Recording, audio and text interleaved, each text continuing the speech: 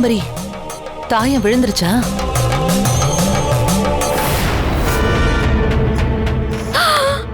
தாயம்.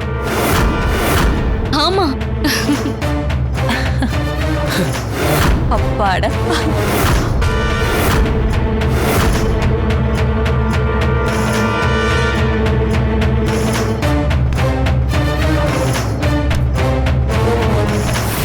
அத்தை கேட்டுச்சா? கேட்டுச்சு கேட்டுச்சு. பரவாயில்லையே, முதல் தடவையே தாயம் விழற மாதிரி உருட்டிட்டாளே. அத்தை, இது யதார்த்தமா கூட விழுந்திருக்கலாம்ல. அடுத்து என்ன விழுதுன்னு பாப்போமே. இன்னும் 16 முறை உருட்டி ஒவ்வொரு தடவையும் 6 விழணும். 17வது முறை 4 விழணும்.